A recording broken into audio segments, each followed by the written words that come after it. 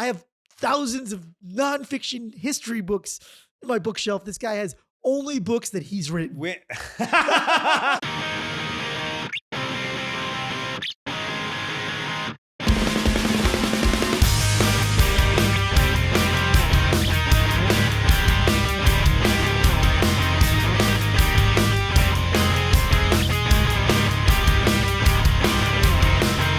Of the year, man of the year, man of the year, man of the year, man of the year. I'm Aaron Cairo. I'm Matt Ritter. And we are champions of friendship. Yes, we are, baby. So, Matt, we are the champions of friendship. So we are incredible at keeping friends. But today I think we should talk about losing friends. Are you breaking up with me right now? Is this how I find out on the pod? It's not you, it's me. Yeah, I mean, that's why you built the podcast studio in your house. So you could never break up with me. You control it. But, have you ever, lost a friend, broken up with a friend, been broken up by a friend? Yeah. I actually had one somewhat recently that I was a bad roommate. Surprise. I was a really bad roommate. I mean, I don't even think you're a good person when you live alone. Yeah, no, I'm a bad roommate to myself. Yeah. To myself. Yeah. I imagine if you put me in your apartment for a week. Oh my God. I literally just got chills. I mean, is it appropriate for the podcast to talk about what happens when your wife goes? Okay. All right. Yeah. That'll be for the Patreon subscribers. Okay. Got it. Yeah. I was a really bad roommate in my younger days. And a former roommate decided that was enough to not want to be friends with me anymore. And looking back, it's fair. Yeah. Fair. The roommate relationship, and I'll be honest, I've barely ever had a roommate. College, I had a single all 4 years. Yeah. The roommate relationship is fraught. Yeah, I was just very slovenly and not respectful, and it was his apartment. Yeah. I was in a bad place. Yeah. Now I'm slovenly and disrespectful, but my wife cleans up. And do you feel like obviously you would have done things differently? Yeah, I apologized. Yeah. Later on, years later, I reflected and I was like, I'm sorry. I was immature. Yeah. And how did that go? Still won't talk to me. But that's okay. Yeah. That's okay. Yeah. I actually think just making the apology is that's all you can do. Yeah. And, we're just different people. I mean, you are in your 30s, but early, real early 30s. It was still early. Yeah. I was immature. I mean, that's the truth. I was wrong, and friendship ended. But it's as long as you learn some sort of life lessons from it, you don't have to the thing is you don't have to try and repair every ended friendship. And I think a lot of people think that. Yeah. Going out and trying to mend every fence you've broken in your life as an adult. You're not an alcoholic. Right. Exactly. Yeah. There's no 12 steps. You don't have to do the 12 steps. Okay, you weren't meant to be friends, maybe. But what if you don't actually know what you did, or that's when it's problematic. Right. See, I didn't know what I did. I actually found out through somebody else. Right. I mean, I could have told you what you did. Yeah. We actually had a friend from high school that was part of our group. We had 10 once. We once had 10. We it was a more even number. Yeah, it was for symmetry purposes, it would have been nice. We talked about this before, but it was more the he got married and the wife was she didn't like us. Didn't like us. Why? I mean, I can't imagine a new woman in the group meeting us, the nicest Jew boys you ever met, and being like, I do not want you to spend time with them. Yeah, but he got married early. That's when you were a roommate. We were very rambunctious. That's what your roommate days. Yeah, you were pretty slovenly back then too, my friend. But even first of all, he wants to just skip past that one. It was a different type of slovenly. We were just drunk 20-year-olds. Yeah, but it says more about the guy that a woman, a wife, anybody, another guy, even a gay, it's same sex. It can be anybody, to say you can't see your friends anymore. I think we're giving the spouse too much credit. That's what I'm saying. Right. I'm saying it's on the guy. Yeah. I'm saying the guy, weak-willed, It's not weak-kneed. Even if a spouse does that. But by the way, I think actually what happens is, I know this because I feel like both in my relationship, I'm sure we both have friends of our partner that we didn't love. Yeah. You just kind of shove them out. You just kind of shove them. It's like a long-term play, but you kind of Right, shove them out. Right. Have you ever told your wife you don't want her to see any of her friends? No, I would never do that. I just make it happen.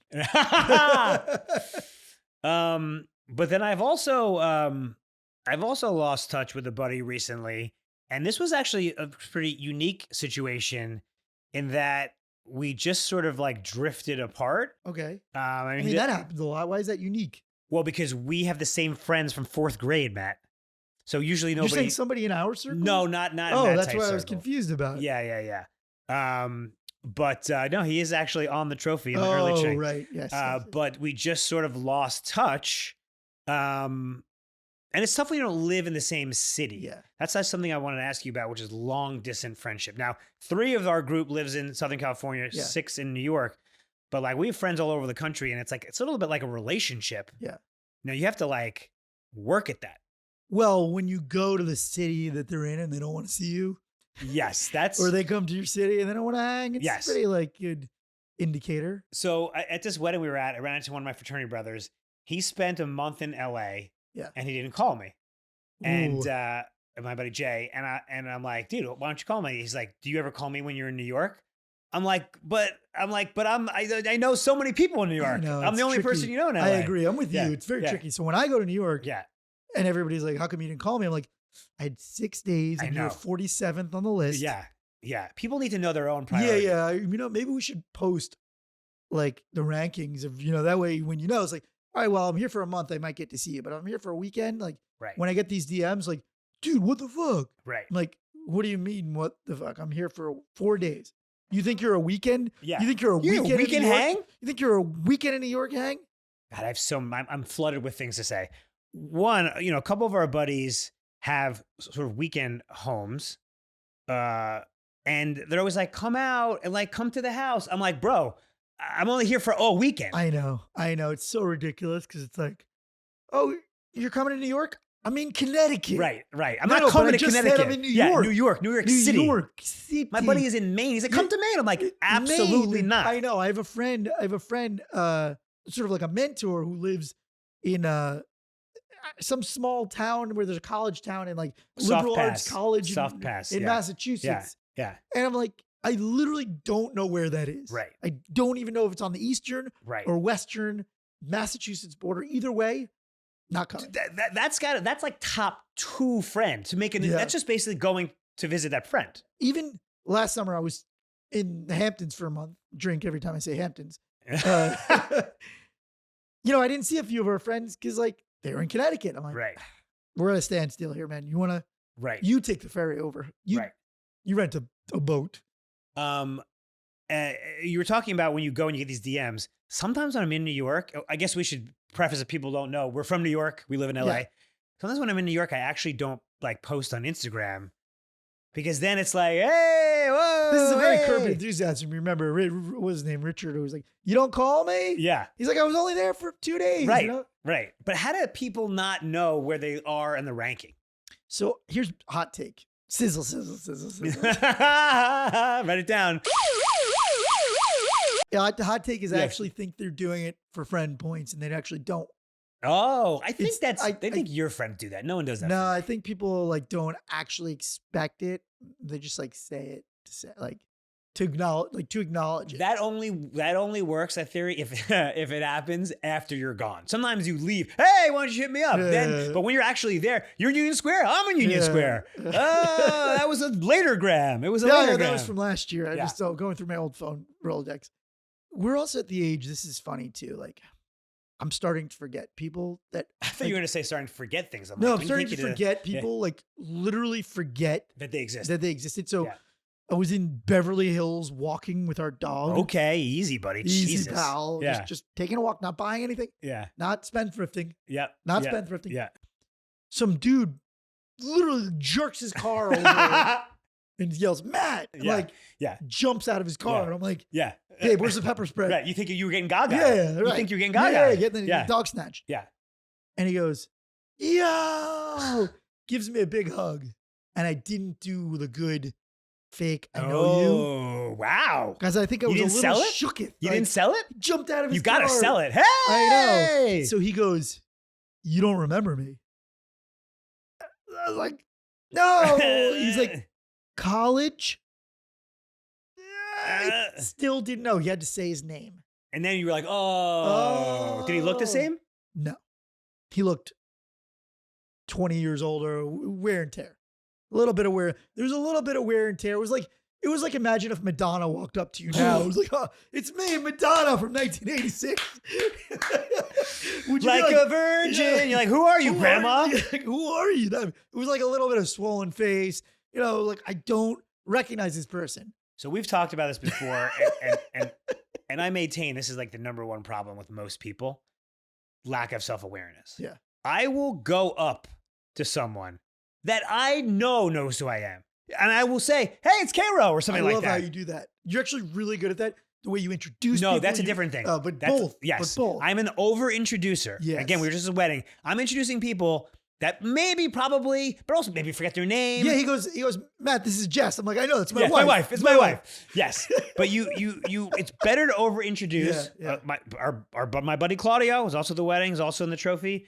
He has never introduced me to a single person my entire time. I'm standing there like with my dick in my hands. Yeah. So I over-introduce, and oftentimes people are like, dude, I know him. Okay. No harm, no foul. Over-introduce. I think part of the podcast that we're talking about is that's a hack.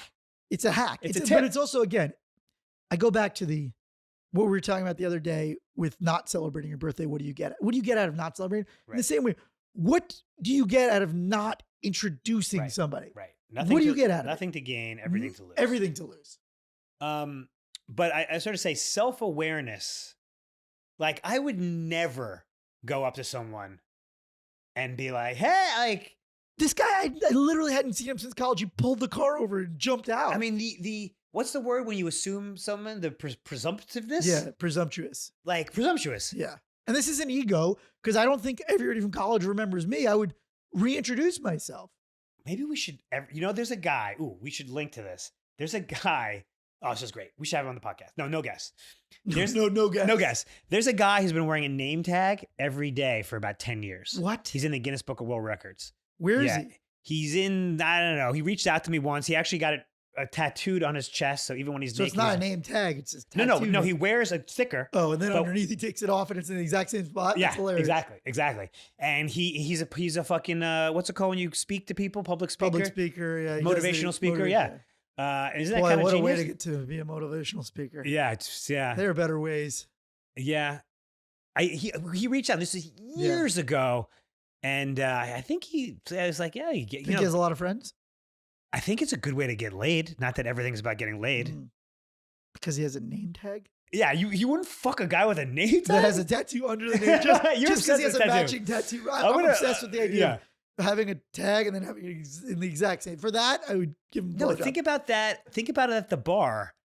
Just guys, anybody, just in the store. Yeah.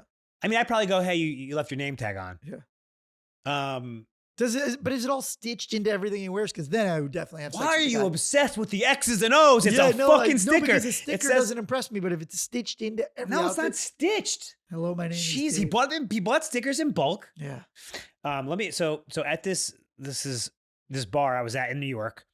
I was with our buddy Rich, and he has this game that he plays, and I'm telling you, Matt, it was to meet guys. I mean, we weren't trying to meet guys, but if you want to meet guys, he tries to guess what people's first name is.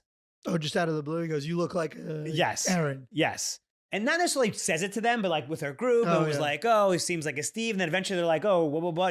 We met like 50 people. He just gamifies. He gamifies the dating. But it's funny because it's just, it's a funny low. Listen, what was genius, I actually once did a podcast with a guy who, a friend of my brother's, a big entrepreneur. He started the first dating site. He was like Friendster before Tinder. He wasn't that, like, he missed out on $100 million offer. He turned down a $100 million offer.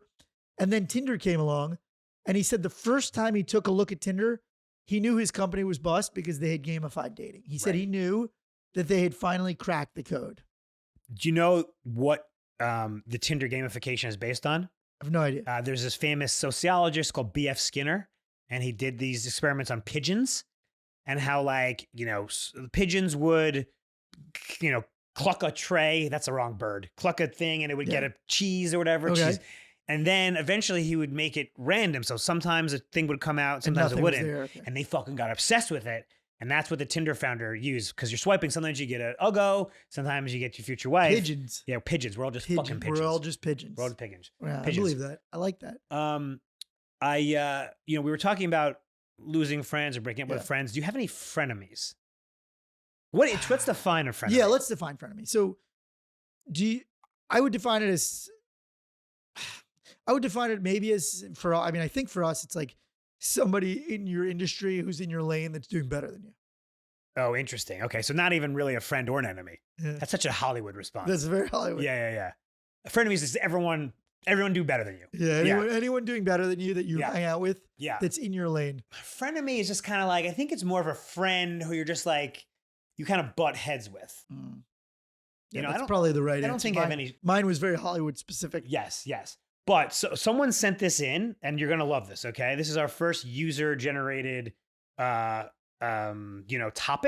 about basically the greatest frenemies in history, which were Jefferson and Madison. They were the greatest frenemies of all time. I'm sorry, Jefferson and Adams. Jefferson and Adams. Adams' famous last words were "Jefferson lives."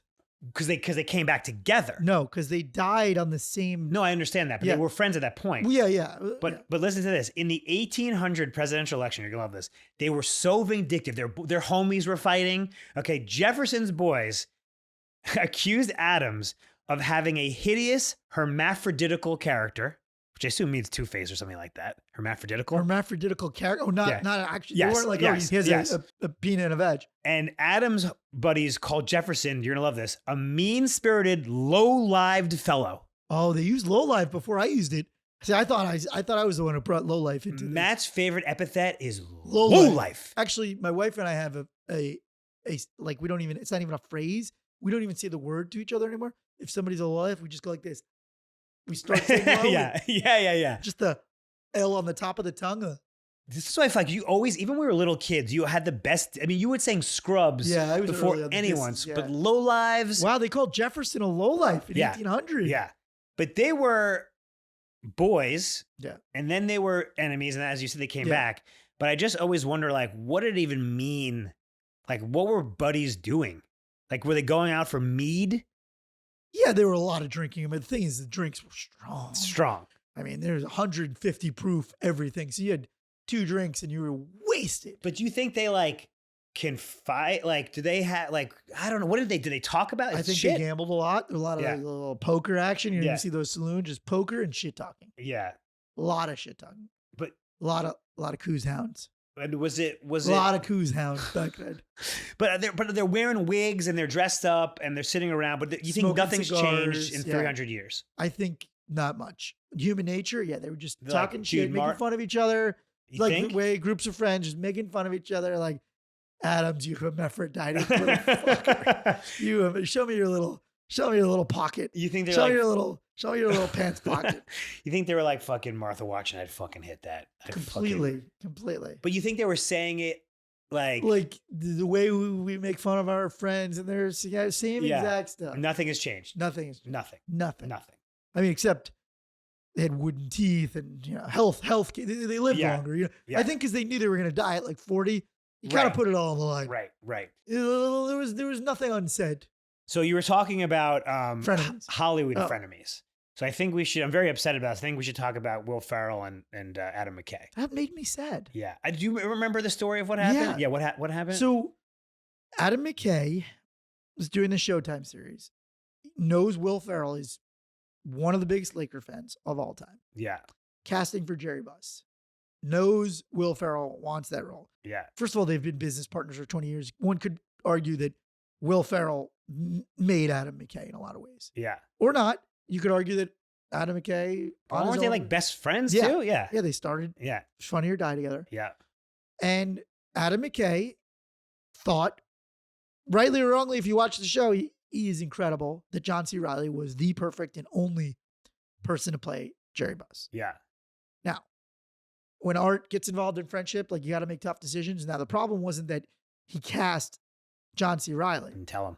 He didn't tell him. Yeah. John C. Reilly was the one who told Will Ferrell, like, are you okay with me doing this? Yeah. Will Ferrell's like, doing what? Yeah. He's like, I'm playing Jerry Buss. He's like, yeah. He called Adam McKay. He's like, nice knowing you. Yeah. He said, nice knowing you.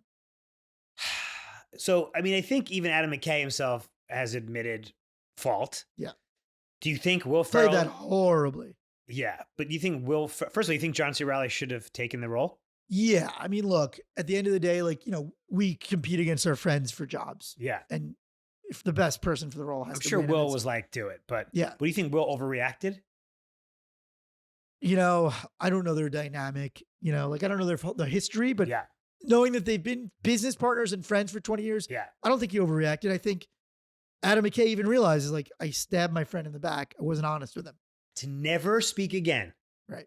They probably will speak again. He's a little overreaction in the sense that, like, maybe he's being a little bit of a over emotional. Yeah. I mean, I think there was probably friction before that. Yes. But I mean, like, I'm trying to think of, I don't know. Never speak again. I'll never speak to you again. Sometimes I think it could happen in like drop of a hat. Yeah. I mean, look, I think also Will Ferrell was like, this is the role of a lifetime. This thing I've always been born to play. Right. And, he's feeling very, very betrayed. I think it had to be. The problem is, as a compliment. By the way, I want to work with Adam McKay. Great director. Love Adam McKay. Love Adam McKay. I think I don't think you're a bad guy. I actually think, all's fair in love and friendship. But Will Ferrell's also too funny to play Jerry Buss. And John C. Reilly's not? Yeah, These are the two funniest guys that ever lived. I know, but Will Ferrell, he could just look at me and I laugh. I agree. He has that natural born funny bone in him. Everything he does. Danny McBride's the same way. Yeah. For me, those two guys are yeah. Farley, same way.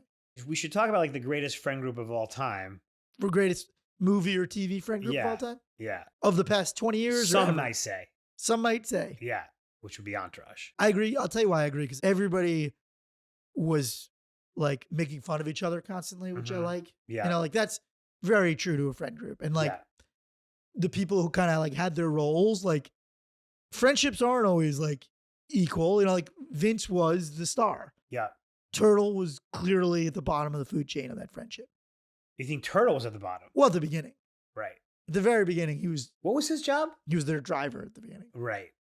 Right. But they were friends. That's the thing. They were friends. They all grew up together, yes. Then like he kind of, yeah. Well, Drama was his half brother. Right. You wouldn't say Turtle was at the bottom of that friend food chain? Well, I just think it's like. E was respected by Vince. Right. Turtle didn't really get a lot of respect at the beginning. You were talking about how you loved how they all talk shit to each other. Have you ever like talked a little too much shit? Yeah. I mean, I would say on the scale of shit talkers, like I'm pretty high up there. I think it's got to be you and I. Yeah. I can't like recall right now a time where I've gone too far. Yeah. But I know that like our friends have certain sensitivities. About I know that's and I don't always stop at that line. Yeah. I mean, I'd love. We're both listen. The reason we're comedians probably is that we're lying. I feel like you probably have been caught crossing. I've crossed a couple of lines. I mean, I sense a little tenderness in the underbelly, and I go right for it. I actually don't. I mean, my wife doesn't love that you always comment on her huge breasts. Why did I ever comment on her huge breasts? For the first 5 years of our relationship, I do not recall. First thing I do not recall. Yeah. I mean, at least it was a compliment. Yeah, at least it was a compliment. It was nice. But I think that's actually not a great quality of mine that I will, push the envelope a little too much. And at that point, it becomes obnoxious. Also depends. The longer you're friends with somebody, the more you're tempted to just talk more shit about them. Right. I mean, that's the key of a good friendship is just like you got to keep your friends honest. Yeah. There's a little bit of that. I will definitely say that my friends in LA are definitely more sensitive. Can give it and dish it, but it's not the same as like the New York guys. You think that's an East Coast, West Coast thing? I do. I mean, it's just. I think we're brought up, conditioned to talk shit to each other. Yeah. Like, it's like, you can't be my friend if you haven't insulted me.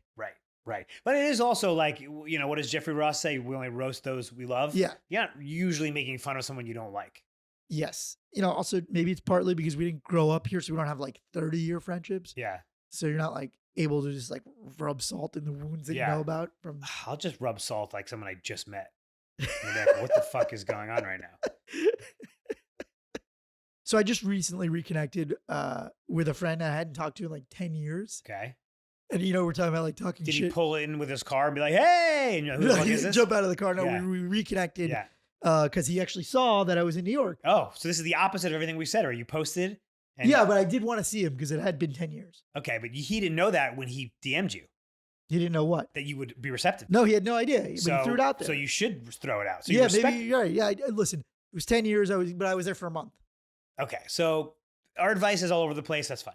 I was there for a month. No, always throw it out. Yeah. Always throw out the, hey, you're in New York. Don't throw it out. No, always to me. throw it out. Don't throw Just it out. do To it. me. Don't throw it out. To me. Always throw it out. I say always throw it out. No. There's no harm in throwing it out, but don't take it personally. Okay, fair enough. If somebody leaves you unread. He leaves you on this. Yeah. Doesn't respond unread. So this is really funny. It's like we had a really close law school friend crew, and just time. Law school, drink. Okay. Yeah. So we had a close law school friend crew, and we hadn't talked in a while. And we're all over the place. A lot of guys are in Miami. One's here. Yeah. This guy was out of the country for a while. So we got back together, and within like 10 minutes of us hanging out, he was like, oh man, like talking shit about some really embarrassing thing I did that I was like reminded of. Yeah. And it was just like, part of me could have been like, dude, I don't know if we're close enough anymore for this. But then I was like, oh, I appreciate this. I appreciate getting humiliated. You know, like I appreciate getting degraded by a friend I haven't seen in 10 years. Like a sadomasochist. Yeah. I was like, oh, this feels good. Oh, like actually, because we had this really tight knit crew, like that reminded me of our crew, but I kind of let it fall by the wayside. Yeah. So after that, then I put us back on a text chain and like, it's like revived, but a lot of it was like making fun of me. Right. You know, which is fine. Listen, is anything to bring the group together? Yeah. Anything I was like, wow. Oh, yeah, that was some dark times. Do you think you could take it as well as you give it? I think I'm one of the best at taking it. I would say I have one of the thickest skins in the game, but I also think I dish it very hard. So I'm like at a 10 on both levels. Yeah, you dish pretty hard. You take it pretty well, except when occasionally we'll have a political conversation. Then you do not take my you don't take my conflicting feelings. You always go, Kiro, you're out of your depth. You're out of your fucking depth. I mean, it's because I think I know more than you. I know. I think I'm more knowledgeable. Very often you are proven. I think this guy reads the boxes of cereal. That's his reading level. Don't look at the camera when you say that. Back of cereal box. I have thousands of nonfiction history books in my bookshelf. This guy has only books that he's written. All right. We're going to end it there. That was great. Perfect. I kind of got it. You dissed me. And wait, you dissed me and you kind of was perfect. That was fucking perfect. That was fucking great. This man's a genius. So what did we learn? What did we learn today?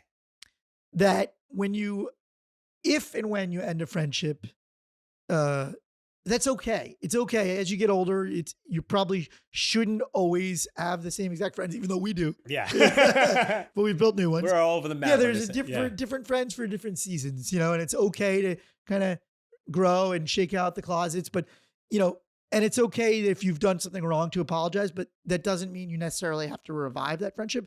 Maybe it's meant to be revived, but also maybe it's not, and it's okay to move on. That's mine. What do you have? Yeah, and I think that you raise an interesting point in that friends that you fall out from eventually are potential for reconnections. Totally. This guy just out of the blue came back. Yeah. And now he's back in my life, and I think it was meant to be, just at a different phase of our life. Yeah, I just had the same thing, my buddy in New York.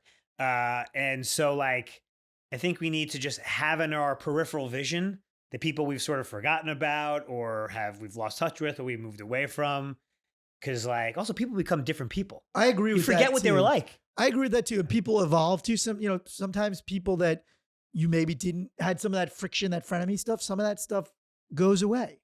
Yeah. As you get older, my theory is that we all kind of collapse towards the middle, is that the people you thought were super cool in their 20s, not that cool anymore in their 40s. And the people you're like kind of rubbed you the wrong way in your 20s, they actually have kind of figured that stuff out, and everybody's just mediocre now. Yeah, everybody's mediocre. That's my takeaway. We're all mediocre. You can be friends with anybody. Anyway, that's the Man of the Year. Please subscribe to the podcast. Give us 5 stars if you haven't already. Write a nice review, please. And you can find us on socials at Man of the Year Podcast. Love you, buddy.